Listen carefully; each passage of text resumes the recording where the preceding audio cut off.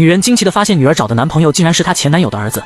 由于她的前男友是个负心汉，在她20岁的时候要了她，并且承诺会回来娶她，结果却让她空等了30年，所以她自然是反对女儿跟前男友的儿子在一起，并且还把她跟前男友的故事告诉了女儿，说有一句话叫一脉相承，所以她担心女儿走她的老路，让女儿就跟男友分手吧。小燕听了他妈的话之后，就打电话跟秋离分手，说她也不会再去杭州了。秋离问她什么原因，她直接伤心的把电话挂掉了。他妈看到这一幕之后也很是不忍心，但她也是无可奈何。秋离回到家就把小燕要跟她分手的事告诉了她家里人。他妈问她是什么原因，她说好像是小燕的家里不同意。他妈一听气得不行，说小燕的娘家人也太不讲理了，小燕也没有自己的主见，这几天光顾着剪视频，家里乱糟糟都没收拾。早上整理的时候，顺便把全新的闲置物品挂在闲鱼上了，现在还有 A 发布和托管功能，卖闲置更方便了。我已经回血了好几千，闲鱼真的太神奇了。秋离的爸爸看着大家还不知道事情的缘由，他只好说原因在他，说他曾经跟小燕的母亲恋爱过。他家里人一听都大吃一惊，他老婆更是没想到他还有过这么一段情史。英子这些年一刻也没有忘记过邱建国，他拿出邱建国当年送给他的日记本，上面写着待到满山红叶时，他一定会回来娶英子。结果英子却等了个寂寞。秋离的妈妈想着小燕家之所以会不同意这桩婚事，只有一个可能，那就是小燕是邱建国的女儿。她说邱建国这些年把她瞒得好苦，她再也不会相信邱建国了。秋离听后也是吓得不行，觉得他妈的话并无道理，而邱建国也不知道小燕到底是不是他的女儿，他也觉得好迷茫。小燕自从跟秋离分手之后，她整个人都不好了，每天都是伤心的坐在家门口发呆，这让他妈看了也于心不忍。最终他妈还是决定让她回杭州去，说行李已经帮她收拾好了，因为他们知道小燕舍不得杭州那份教书的工作，舍不得那些孩子们，如果他们强行把小燕留在家里，小燕心里会不舒服的。但有一点小燕必须给他们保证，就是绝对不能和秋离结婚。小燕听后也只能给他妈跟姥姥保证，说她绝对不和秋离结婚。英子说她也知道小燕心里很苦，可她也是实在没有办法。邱建国为了证明小燕到底是不是他的女儿，他决定去北大荒找英子证实。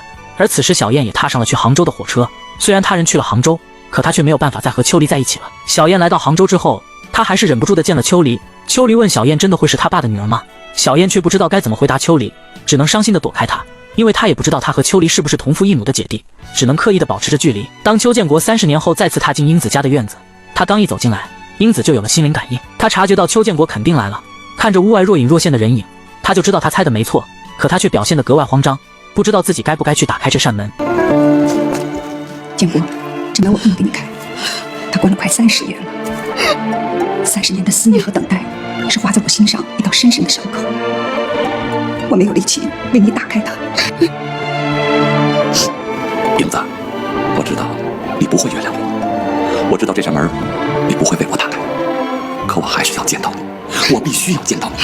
这一对即将步入婚姻殿堂的情侣发现他们可能是同父异母的亲姐弟，为了解开他们的身世之谜，他俩决定来做 DNA 鉴定。男人说不管是什么样的结果，他希望他们都不要怨恨彼此，是喜或是悲都是上苍赐给他们的。女人听后简直无法面对这残酷的现实，她哭着问老天怎么会这样捉弄他们。直到鉴定结果出来的这一天，秋离和小燕才松了一口气，原来他们俩并没有血缘关系，这也将意味着再也没有任何阻碍可以阻止他们俩在一起了。他们俩开心不已，又开始在规划他们俩美好的未来了。英子给邱建国做好了一桌饭菜，因为他记得30年前邱建国说过他做的饭菜很好吃，接着他就把门给邱建国打开了。两人阔别30年不见，但还是一眼就认出了对方的样子，因为这30年他们都没有忘记过彼此。这几天光顾着剪视频，家里乱糟糟都没收拾，早上整理的时候顺便把全新的闲置物品挂在闲鱼上了，现在还有 A 发布和托管功能，卖闲置更方便了。我已经回血了好几千，闲鱼真的太神奇了。邱建国向英子道歉，说他知道一句对不起对英子来说太轻了，可他还是要讲出来。英子却让他别说了，说邱建国能够来看他已经非常感谢了，还说什么对得起对不起呢？他现在过得非常好，有妈妈疼有女儿孝顺，他已经很知足了。邱建国说他没想到30年了，英子还在等着他，说当他再次踏进这座院子，他的心情也十分的复杂，这里的一草一木都勾起了他很多的回忆，他也不知道该怎么办才好。他想要见英子，可又害怕见到英子，这30年来英子是怎么过来的呀？第二天俩人又来到了30年前他们约会的地方，现在又是满山的红叶绽放，英子也等来了邱建国，只不过早已物是人非了。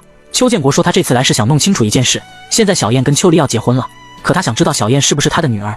英子告诉他小燕不是他的女儿，他听后也就放心了。英子说本来他是不同意小燕跟秋离的婚事，可经过这一晚他想通了，秋离是个好小伙子，能够给小燕带来幸福，让邱建国回杭州告诉2个孩子，说这桩婚事他同意了。邱建国问英子会不会去参加小燕的婚礼，英子问邱建国希望他去吗？邱建国也不知道该怎么回答，英子说他还是不去了，路途太遥远了，他适合继续生活在这座大山里。有了双方父母的祝福，他们两人也在筹备结婚的大事了。秋离还租下来一套房子结婚用，想着他要在这个小家里给小燕创造幸福。很快就迎来了两人盛大的婚礼，亲朋好友们都来给他们祝福，而小燕的妈妈却没有来参加。也许英子是不知道该怎么来面对邱建国的妻子，更或许她是不想让小燕感到为难。在小燕跟秋离结婚的这天，英子和她的老母亲也在家里喝酒庆祝，在远方默默地祝福着小燕能够幸福甜蜜。那小燕婚后的生活又真的会幸福吗？她将遭受到哪些坎坷波折？来，碰一杯，干，抽一口。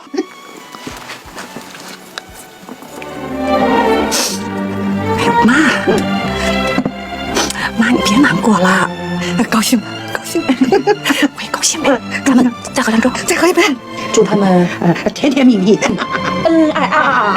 好，干了。女人好心把失业的闺蜜介绍到她丈夫的公司去上班，结果闺蜜却对女人的丈夫一见钟情，故意利用工作之余把女人的丈夫约出来打高尔夫球，还撒谎说是要带她出来见客户。结果男人等了半天也没有看到客户过来，闺蜜才说其实根本就没有什么客户，她只是想约男人出来放松放松。秋离问一红这是什么意思，怎么可以随随便便的骗她？一红却让秋离男子汉大丈夫，别为了这点小事斤斤计较，说其实他在来高尔夫球场之前就去见过客户了，还把合同给签了。秋离一听这才没有再生气了，说他没想到一红还真是能干。一红说秋离现在才发现他的优点了，平常都不知道多关心他，说的秋离都有点不好意思了。结果他俩在外面玩了一天才回来，秋离到家门口的时候还被小燕给撞见了。这几天光顾着剪视频，家里乱糟糟都没收拾，早上整理的时候顺便把全新的闲置物品挂在闲鱼上了，现在还有 A 发布和托管功能，卖闲置更方便了，我已经回血了好几千，闲鱼真的太神奇了。小燕看到刚才的这一幕心里就有点不痛快了。第二天一红又拉着秋离陪她出来见客户，并且一红还把自己给喝醉了，让秋离开车把她送回去。到了一红家楼下之后，一红就开始装作自己走不动路了，没办法，秋离只好把她送到家里去。到家里之后，一红就故意靠在沙发上睡下，还把自己的衣服给解开，整得秋离都有点不好意思了。秋离给她递来一杯水，她却趁机握住秋离的手，让秋离今晚留下来陪陪她。可秋离却赶紧把她的手撒开，即便她在恳求秋离不要走，秋离都赶紧说自己还要回家陪老婆，然后急忙从她家跑了。等秋离一走，她就马上清醒了过来，想着这次不成功，下次她一定要把秋离拿下。小燕现在也怀孕了，好晚了她还在等着秋离回家，为的就是能陪秋离说说话。看着秋离的肚子饿了，她还要去给秋离准备夜宵，让秋离心里挺过意不去的。第二天小燕给秋离洗衣服的时候，发现秋离的白衬衣上竟然有一个女人的口红印，这可让她吓了一跳，想着秋离难道在外面有女人了吗？她知道昨晚上秋离是和一红一起去见的客户，难道是一红留下的口红印吗？晚上的时候她就告诉秋离说她知道秋离和一红现在是工作上的搭档，但是有些事情一旦过了头就不好了。秋离一听就觉得小燕的话里有话，让小燕有什么话就直说吧，如果小燕觉得她跟一红走得太近了，那她以后就注意点。小燕说她不是那种斤斤计较的女人，可是她有她的底线，一旦被触碰了的话，她不会那么的宽宏大量。秋离问小燕是不是听到什么闲言碎语了，小燕就把那件衬衫上的口红印拿给秋离看了。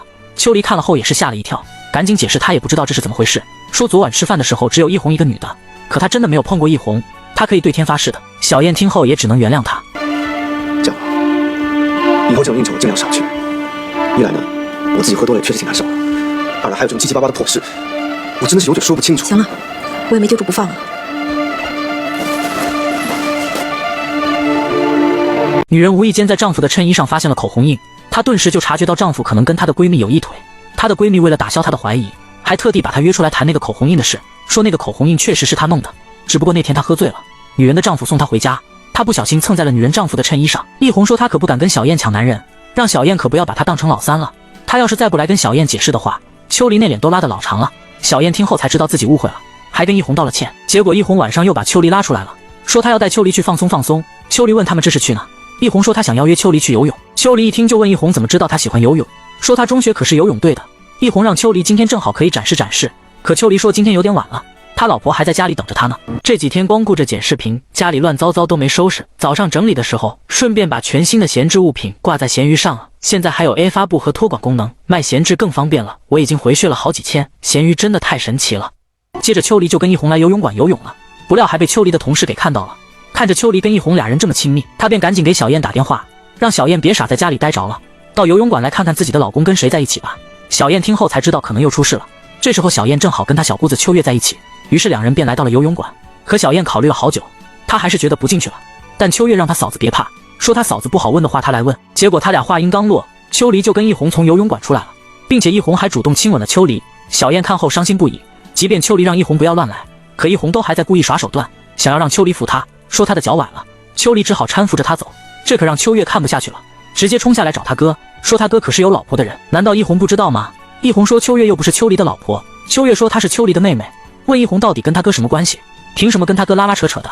接着小燕也从车上伤心的跑走了。秋离看到后赶紧跑去追，一红解释他跟秋离只是普通的同事，他们只是出来游个泳而已，难道这也不可以吗？秋月让一红别在他面前装了，说一红都亲他哥的脸了，他跟他嫂子都看见了，说一红就是个不要脸的女人。一红却说秋离也没拒绝他呀，气得秋月都不愿再搭理他。小燕怎么也没想到，他刚刚选择相信秋离，结果秋离又在外面沾花惹草，他也不愿意再相信秋离了，说秋离不是答应过要对他好一辈子吗？不是说过永远不会离开他吗？难道就是这样对他的吗？这一次小燕也彻底的伤心了。秋月回到家就把他哥和一红的事都告诉了他爸妈，说他嫂子还怀着孕呢。他哥真是太过分了，他爸妈也没想到他儿子会变成这样，想着他们一定要找秋离好好的谈一谈，不能把小燕给辜负了。这毕竟是单位，我是头，我得注意影响。我说头，你也太不经事了吧？不就昨天游个泳，碰见你妹妹跟小燕了，就如临大敌了？不是每个人都像你这么开放。我怎么了？以后我不想把话说得太直白，你不妨换位思考一下。如果你是我妻子，你看到昨天那种情景，你会怎么样？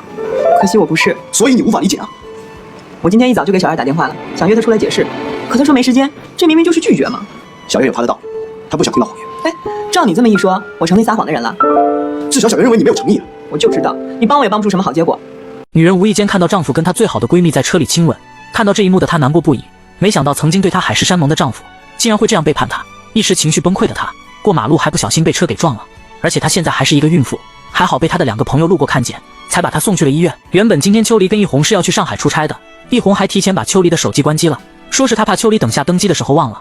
小燕被送到医院检查后，她的右腿骨折了，她的孩子暂时是保住了，小燕也才松了一口气。她的婆婆闻讯赶来了医院，也是心疼的不行。医生告诉小燕的婆婆说，其实小燕的情况不太乐观，经过这么一撞，对肚里的胎儿影响很大，而且当时还见红了。不过他们会尽力保住孩子，让小燕先住院观察一段时间。这几天光顾着剪视频，家里乱糟糟都没收拾。早上整理的时候，顺便把全新的闲置物品挂在闲鱼上了。现在还有 A 发布和托管功能，卖闲置更方便了。我已经回去了好几千，闲鱼真的太神奇了。由于现在秋离的电话打不通，朋友们想联系秋离也联系不上，让小燕也是一脸的无语。还好小燕的婆婆知道自己的儿子很过分，所以她便在医院里细心的照顾小燕，说她知道小燕心里很难过，她现在都不想认那个儿子了。小燕说她现在很想她妈，让婆婆给她妈打个电话来杭州。秋离和一红来到上海之后，原本他们俩一人住了一间房，结果一红半夜打电话给秋离，说有重要的事找秋离谈谈，让秋离去他的房间。没办法，秋离只好换好衣服过来，结果敲开门一看，一红把自己打扮得非常暴露，整得秋离都有点不敢进去，说他们有什么话还是明天再谈吧。但一红还是执意让秋离进来，而秋离的手机又落在了自己的房间，他爸给他打电话也没人接。秋离进来之后，一红就主动靠到了秋离的身上，吓得秋离赶紧躲开，让一红别这样。一红说他没想到秋离这么木讷，难道真的不知道什么叫浪漫吗？是她不够漂亮还是不够迷人？他们好不容易有一次单独相处的机会，难道就不能留下一点美好的回忆吗？秋离听后直接生气的走了。秋离，你别走，我真的很爱你。以后我们是工作上的好伙伴，说实话，我很欣赏你，也不愿意伤害你，可你这么做会让我看不起你。好，最终秋离还是把持住了自己，从一红的房间出来了，让一红的计划再次失败。等秋离回到房间的时候，他的手机还在响，接起他爸的电话后，他爸就对他一顿劈头盖脸的骂，说小燕出事了，让他赶紧回来。吓得他问小燕到底怎么了，他爸说小燕撞车了。他听后赶紧收拾行李回家，生怕小燕出点什么事。等第二天一红来前台的时候，被告知秋离已经走了，还给他留下了一张纸条，气得他把纸条都撕碎了。秋离回来后就问小燕到底怎么撞车了，他爸问他自己做了什么事难道不清楚吗？是不是想要把小燕给逼疯？可秋离还是不知道自己做错了什么。他爸说他出差那天跟一红在车里做的事小燕都看见了。小燕看到这些个心里的难受啊，给车给撞的。真是没事没事没事，没事没事。不知道怎么回事了，我找小燕去。小燕，小燕，谁又是秋离啊？出去。男人无意间在电视上看到自己失踪了1年多的妻子，只不过妻子现在竟然还生下了一个孩子，这让男人又惊又喜，想着这个孩子会不会是他的种？难道妻子背着他偷偷给他生下孩子了吗？为了证明自己的猜测，男人来到了妻子的娘家，看到妻子正在给一个孩子喂奶，而且妻子还在问孩子想不想爸爸，男人便鼓起勇气喊了妻子的名字。妻子看到他来之后，让他的孩子叫爸爸。此刻男人才知道妻子消失的这1年多时间里，还真的是给他生下了一个女儿。他感动地将妻子抱在怀里。原来是小燕一心认为秋离跟一红有一腿，所以他也不搭理秋离，更不愿意听秋离的解释。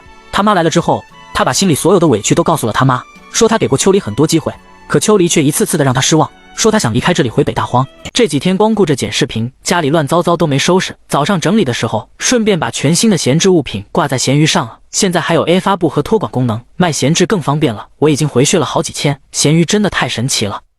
等秋离再来医院看望小燕的时候，小燕已经出院走了，吓得秋离赶紧回到他们的出租房里来找。结果小燕也不在家里，只在电脑上给他留下了一封信，让秋离原谅他的不辞而别，说他跟他妈回北大荒了。他爱秋离，但爱是双方的。这个浅显的道理，在他经历了惨痛的教训后才明白。他希望秋离不要去找他，也不要给他打电话，让他安静的待一阵子。秋离为了不打扰小燕，他也没有去找小燕，想着也许等哪一天小燕想通了，自然就会回来找他。而小燕回到这个宁静的小镇，他的心也回归了平静。他开始把全部的心思都放在孩子身上，打算跟他妈一起去迎接这个新的生命。几个月后，小燕到了生产的日子，她顺利的生下了一个女儿，把他妈给高兴坏了。就这样又过了1年，小燕在北大荒继续做着乡村教师，他妈则在家给她带着孩子。秋离在家就过着2点一线的生活，白天上班，晚上回家。只不过家里没有了往日的欢声笑语，更没有了往日那热气腾腾的饭菜，有的只是吃不完的泡面。1年多来，他也没有跟小燕有过任何的联系，更不知道小燕过得怎么样。这天，小燕的一个朋友来到北大荒看望他，还给他们母女俩拍了一段录像。秋离的爸妈也觉得生活没有了方向，想着本该享受天伦之乐的年纪，他们媳妇和孙子都没了。小燕走了都1年多了，也没有说要回来。秋离家也不顾，也不去看看小燕，他担心秋离跟小燕迟早都会到离婚的那一步。小燕肚里的孩子也没有任何消息，他估计肯定是打掉了。当初小燕不声不响的走了，他们也应该猜到这个结局。朋友从北大荒回来之后，就把那个录像给了秋离，让秋离拿回去跟家人一起看，说里面有一个很精彩的东西。结果秋离把录像放到他家的电视上，果然让他们看到了最想看到的人。这一刻他们喜出望外，没想到小燕竟然生下了一个女儿。秋离看后才知道他和小燕还是有希望的，他便来到了北大荒接小燕母女回家。来接你吧。他是谁啊？没有，我是爸爸。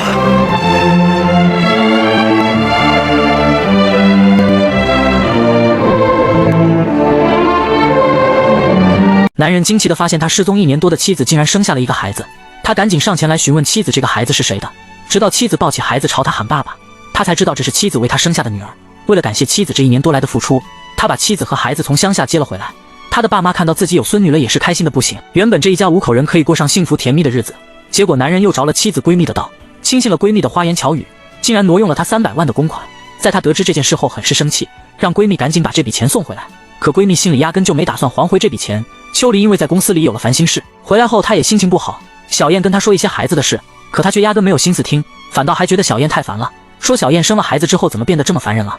以前小燕可不是这样子的。听得小燕一脸的无语。秋离说最近她单位的事情太烦心了，她不是故意朝小燕发火的。小燕听后也没有跟她计较。易红为了给小燕一个下马威，他还主动来看望小燕，说小燕生了个孩子，他过来看望看望。小燕也不好意思拒绝他。易红还说他跟秋离其实没什么的，让小燕不要误会他们。结果秋离也下班回来了，秋离看着易红在他家就吓了一跳，赶紧问易红来干什么。易红说他是来看宝宝的，秋离却让他赶紧走。这么精彩的视频当然要配点饮料，边喝边看。我刚在抖音商城秒杀频道买的经典碳酸饮料，6瓶不到9块9，冰爽清凉解渴。点商城进入秒杀频道，或者直接点评论区就能买，还有超多优惠券限时发放，抢到就是赚到，就在评论区先到先得哟。等易红一离开，秋离就生气的把小燕拉回了房间，问小燕把易红招来干什么。小燕说是易红自己来的，又不关他的事。秋离冲他嚷嚷什么，说他躲易红还来不及呢。秋离说小燕压根就不该给易红开门，两人吵的是不可开交。小燕这才刚回来不久，夫妻之间的矛盾就深化了。易红不打算把挪用的300万公款还回公司，他也不打算做这份工作了，直接向秋离递交了辞职报告。可秋离却不愿意批，让易红不要把辞职当成家常便饭。易红却说现在这个时代来去都是自由的，他的辞职报告放在这里了，希望秋离能够高抬贵手放他走。接着易红就打算离开这个城市潜逃，因为只有这样他才不用偿还那300万，把这个锅扔给秋离一个人去背。想着秋离不要他，对他不仁，他就对秋离不义。现在易红逃了，这300万的亏空需要秋离来填满。而且老总觉得秋离身为报社的负责人，没有管理好自己的员工，具有很大的失职，便把秋离负责人的头衔给撤了。而且在这件事情没有得到一个结果之前，秋离不能离开报社，要把秋离贬到发行部去送报纸。而秋离也只能认了。秋离也没有把他被降职的事情告诉小燕，小燕在家里给他做好了早餐，他也不吃，他宁愿跑出去吃，也不留在家里，让小燕感受到了极其的落寞。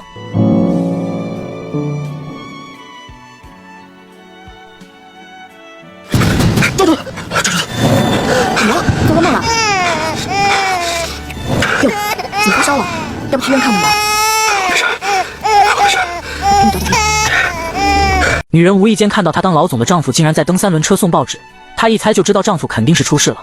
可丈夫依然每天西装革履的早出晚归。她想问丈夫是不是有什么事瞒着她，可丈夫却让她别多想。女人为了体谅丈夫赚钱不容易，她决定以后给女儿换成便宜的奶粉吃，这样丈夫就不会那么有压力了。结果几天后，她突然从报纸上看到一则新闻，她买的那种便宜奶粉被报道出有问题，有很多孩子吃了之后都得了大头病，这可把她吓了一跳。她赶紧打电话让她老公回家一趟。她老公得知她给孩子吃了有问题的奶粉后气得不行，直接在家里大发雷霆，说她一直讲过要给女儿买最好的奶粉，问她为什么要买便宜的。女人说她只是为了省点钱。秋离说谁让小燕省钱了，说她女儿要是有什么3长2短，她不会放过小燕的。说她给了小燕那么多钱，小燕却给女儿买劣质的奶粉，问她把钱都花哪去了。小燕说秋离给她的钱1分都没有乱花，她现在都还给秋离，以后她就算跟妞妞上街讨饭，也不会拿秋离的钱了。结果这时候秋离的爸爸也来了，赶紧敲开了他们的房门，把秋离给带出来谈话，直接给秋离扇了一巴掌，让秋离跟他回家。而这时候小燕也非常的自责，说秋离骂他骂得对，他不该给妞妞买便宜的奶粉，明天他就带妞妞去医院检查，让妞妞千万不要有事。秋离妈担心小燕一个人在家里照顾孩子不方便，说今晚他就去陪小燕睡，让他们父子俩好好谈谈。这么精彩的视频当然要配点饮料边喝边看，我刚在抖音商城秒杀频道买的经典碳酸饮料，6瓶不到9块9，冰爽清凉解渴，点商城进入秒杀频道，或者直接点评论区就能买，还有超多优惠券限时发放，抢到就是赚到，就在评论区先到先得哟。婆婆也没有责怪小燕，知道小燕也是好心做了坏事，说他们明天一起去给妞妞做检查，妞妞一定会没事的。还好小燕只给妞妞吃了2天这种便宜的奶粉，医生检查了没什么大碍，说只有长期喝才会导致生病，喝1-2天是没有什么问题的。小燕听后也就放心了。秋离也来了医院问情况，得知孩子没事，她也就放心了，总算是有惊无险。小燕让秋离赶紧去上班吧，说秋离是单位的领导，别无了事，而秋离却还不敢把她在单位的事告诉小燕。小燕的妈妈在医院查出了乳腺癌，她原本不想花钱治病，说她要攒钱给小燕和秋离买房子，最后还是她以前单位的同事劝她，说单位能给她报销80%，她这才答应做手术。只不过在做手术之前，她还不想告诉小燕她生病的事。而秋离在报社的事情现在越闹越大了，一红迟迟没有落网，领导便准备让她来负这个责任，说不定她还要吃官司，所以她回到家也没有心情搭理小燕。小燕问秋离是不是又跟一红搞到一起去了，所以才会对她这么冷淡。秋离听后便跟小燕大吵了一架，说就算她跟一红在一起了又怎么样，当初是谁把一红介绍到她公司来的，都是小燕引狼入室，现在小燕把自己撇得干干净净，好像一切都是她的错，说他们俩还是离婚算了。罗美丽，秋离，你早就想好这一步了是不是？你早就想把我甩了，找一红是不是？